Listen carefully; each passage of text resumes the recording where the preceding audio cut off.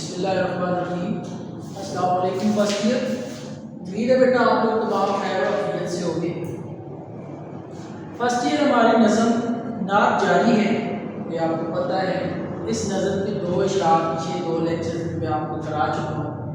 آج شعر نمبر 3 ہے، ڈائریکٹ شروع کرتے ہیں۔ یہ تو آپ کو پتہ ہے نظم نعت کے شاعر محسن کاکڑ بھی اور کلیات نعت موسم سے یہ نظم لی گئی۔ شعر نمبر 3 ہے، اوج رفت کا کمر نخل دو عالم کا ثمر۔ اوج رفت کا کمر نخل دو عالم کا ثمر، بحر وحدت کا گوہر چشمہ کثرت کا کمل۔ اس کے اندر جو مشکل الفاظ ہیں ان کی معنی اوج اور رفت، بلندی کو بھی کہا جاتا ہے، اونچائی کو بھی کہا جاتا ہے۔ اسی طرح رفت لفظ آسمان کے لیے استعمال ہوتا ہے کیونکہ آسمان بلندیوں پہ ہے، اونچائی۔ کمر چاند، نخل درخت، ٹھیک ہے۔ عالم یہ جو لفظ ہے یہ ذو معنی میں بھی آتا ہے، جہان دنیا، ٹھیک ہے، اور عالم وقت یا لمحے کے لیے بھی استعمال ہوتا ہے۔ ثمر عالم، بحر سمندر، وحدت توحید اور گوہر موتی، اور چشمہ کثرت یعنی کثرت سے بہنے والا چشمہ، کمل پھول کا نام ہے۔ اب بیٹا اس کے اندر جو گرامر استعمال ہوئی، مرکبات جو استعمال ہوئے وہ آپ کو پتہ ہے، پہلے بھی آپ کو کئی دفعہ بتا چکا ہوں۔ اوج رفت، دو عالم کا ثمر، بحر وحدت، چشمہ کثرت، رفت کا کمر اور وحدت کا گوہر، یہ سارے کے سارے مرکبے اضافی ہیں، ٹھیک ہے۔ اچھا، اب اس کے اندر دو چیزیں استعمال ہوئی، ایک علم بیان سے استعارہ اور اسی طرح اسناد میں سے، سنتوں میں سے سند سیاقت الادہ، ٹھیک ہے۔ استعارہ آپ کو پتہ ہے الفاظ کا ایسا مجموعہ جو اپنے حقیقی معنی کے بجائے مجازی معنی میں اس طرح استعمال ہو کہ حقیقی و مجازی میں تشبیہ کا تعلق پایا جائے۔ اب یہاں بھی تشبیہ کا تعلق ان چیزوں میں پایا جا رہا ہے، یعنی بطور استعارہ کون سے لفظ کس کے لیے استعمال ہوئے۔ تو یہاں بھی یاد رکھنا کہ آپ صلی اللہ علیہ وسلم کی ذات مبارکہ کے لیے کمر یعنی چاند، نخل یعنی درخت، گوہر یعنی موتی اور کمل پھول، ٹھیک ہے، کہ آپ صلی اللہ علیہ وسلم کی ذات کے لیے بطور استعارہ یہ لفظ استعمال ہوئے، ٹھیک ہے۔ سند سیاقت الادہ کیا ہے؟ کلام میں ایسے الفاظ لانا جو گنتی میں شمار ہو، گنتی کا استعمال کرنا، ٹھیک ہے، انسوں کا آداب کا استعمال کرنا۔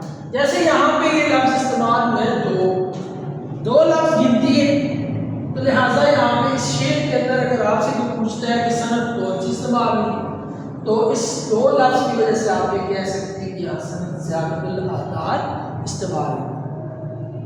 اب آ جاتے ہیں کہ اس کا مفہوم کیا ہے۔ مفہوم لکھا ہوا ہے آپ کے سامنے، آپ صلی اللہ علیہ وسلم کی ذات، بلندیوں پر چمکنے والا چاند، دونوں جہانوں کا پال دینے والا درخت، اور توحید کے سمندر کا موتی، کثرت سے بہنے والے چشمے کا کمل کا پھول، ٹھیک ہے۔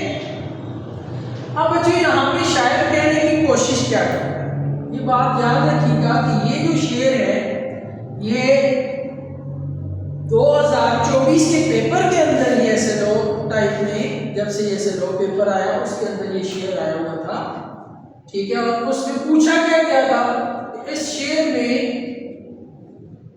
شعر میں سے استعارات کی نشاندہی کریں، ٹھیک ہے، وہ استعارے یہاں پہ یہ استعمال ہے۔ اب شاعر کہتا ہے، ان چیزوں کو دیکھیے گا، پہلا جو لفظ کہتا ہے جی یہاں پہ اوج رفت کا کمر یعنی بلندیوں پر چمکنے والا چاند، ٹھیک ہے۔ اب یہ آپ صلی اللہ علیہ وسلم کی ذات کے لیے استعمال ہے کہ آپ صلی اللہ علیہ وسلم کی ذات مبارکہ بلندیوں پر چمکنے والے چاند جیسے، یعنی آپ بلندیوں پر چمکنے والا چاند ہے، جس طرح چاند اپنی روشنی دنیا کے ہر کونے تک پہنچاتا ہے، ہر چیز کے اوپر اپنی روشنی برابر تقسیم کرتا ہے، برابر ڈالتا ہے. اسی طرح نبی پاک صلی اللہ علیہ وسلم کی ذات دنیا میں موجود ہر شخص کے لیے برابر ہے، اور آپ کی تعلیمات ہر ایک کے لیے. یہ نہیں ہے کہ مسلمانوں کے لیے تعلیمات ہیں اور باقیوں کے لیے نہیں، ہر ایک کے لیے آپ کی تعلیمات ہیں. پھر نقل دو عالم کا سفر. اب یہاں نقل دو عالم کا سفر، دو عالم سے مراد دنیا اور آخرت. ٹھیک ہے کہ آپ صلی اللہ علیہ وسلم وہ درخت ہیں، اس درخت کے پھل ہیں کہ جو دنیا اور آخرت دونوں جہانوں کا پھل ہے. یعنی مراد کیا ہے، شاید کہ کہنے کا مطلب کیا ہے؟ مطلب یہ ہے کہ آپ صلی اللہ علیہ وسلم کی تعلیمات پر عمل کرنے سے انسان کی دنیا بھی اور آخرت بھی، یعنی دونوں جہان، یہ جہان بھی اور وہ جہان بھی سمجھ جاتا ہے. ٹھیک ہے، اور اس میں کوئی عیب والی گھٹی چھپی بات بھی نہیں. حقیقت بھی یہی ہے کہ آپ کی تعلیمات پر عمل دنیا اور آخرت کی کامیابی. ٹھیک ہے، پھر کہتے ہیں کہ بحر عبادت کا گوہر، کہ یہاں اب شاید کیا کہتے ہیں جی، توحید کے سمندر میں چمکتا موتی. ٹھیک ہے، آپ اس کو یوں بھی کہہ سکتے ہیں گہرے سمندر میں چمکتا موتی. ٹھیک ہے، اب اس کو یہ شاید اس جانب لے کے جا رہے ہیں. الفاظ یہاں پہ کچھ اور استعمال ہے، لیکن پس منظر میں مطلب کچھ اور دیا جا رہا ہے کہ جس طرح سمندر کی تہ میں چمکتا موتی اپنا وجود، اپنی حقیقت، اپنی چمک، اپنی روشنی خوبصورتی دکھا دیتا ہے، اسی طرح عرب کے گہرے سمندر میں، عرب کے گہرے ریگستان میں، عرب کے وسیع ریگستان میں نبی پاک صلی اللہ علیہ وسلم کی پیدائش ہوئی، اور آپ کی پیدائش کے ساتھ ہی ہر طرف روشنی، نور پھیل گیا. ایون کہ کیسر و کسرا کے ایوانوں میں دراڑیں پڑ گئی. ٹھیک ہے، تو گویا جس طرح موتی چمکا اور روشنی کی، نبی پاک صلی اللہ علیہ وسلم کی آمد ہوئی، دنیا کو نور.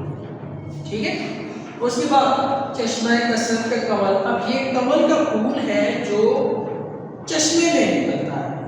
اس کی جو زندگی ہے یہ پانی کے اندر سے نکلتا ہے، اور کمال کی بات یہ ہے کہ چشمے کی تیز بہاؤ، چشمے کے ٹھنڈے پانی کا یہ مقابلہ بھی کرتا ہے، اپنی زندگی گزارتا ہے، مقابلہ کر کے گزارتا ہے. اب اسی چیز کو شاعر بیان کدھر کرتا ہے. نبی پاک صلی اللہ علیہ وسلم جب عرب میں پیدا ہوئے، ٹھیک ہے، تو یہاں پہ کہتا گیا ہے آپ ایک کمل کا پھول ہے. یعنی جس طرح چشمے میں کھلنے والا کمل کا پھول چشمے کی سختی، چشمے کے تیز بہاؤ، چشمے کی ٹھنڈک کا مقابلہ کرتا ہے، اسی طرح نبی پاک صلی اللہ علیہ وسلم جب عرب میں پیدا ہوئے تو آپ کو پتہ ہے بیٹا، ہمیشہ سے سنتے آ رہے ہیں آپ کی بہت زیادہ مخالفت ہوئی. کسی نے آپ صلی اللہ علیہ وسلم پہ کوڑا کرکٹ پھینکا، کسی نے آپ کے راستوں میں کانٹے بچھائے، کسی نے آپ کو پتھر مارے، کسی نے آپ کو جادوگر کہا، لیکن آپ صلی اللہ علیہ وسلم اپنے مقصد سے، اپنے مشن سے، اللہ کے دین کو پھیلانے والے مقصد سے پیچھے نہ ہٹے. یعنی ہر طرح کے مخالفین کا آپ نے مقابلہ کیا اور دین اسلام کو دنیا کے کونے کونے تک پہنچایا. ٹھیک ہے، عرب والوں تک دین اسلام پہنچایا، اور پھر عرب والوں کے ذریعے سے دنیا کے کونے کونے تک اسلام پہنچا. تو بیٹا یہ ہمارا آج کا لیکچر ہے، اور آپ کے ذمہ اب کام کیا ہے کہ جتنے آج تک میں نے یہاں نے لیکچر کرائے ہیں، آپ نے ہر لیکچر سے گرامر، سندیں یا مرکبات، جتنی چیزیں میں نے کرائی ہیں آپ نے اپنی کاپیوں پہ لکھنی ہے. الفاظ کے معنی اپنی کاپیوں پہ لکھنے ہیں، اور سابقے دائیں یا اس طرح کی چیز جو میں نے بتائی ہے اپنی کاپیوں پہ لکھنی ہے. جب آپ واپس آئیں گے تو میں انشاءاللہ چیک کروں گا. تب تک کے لیے اللہ حافظ.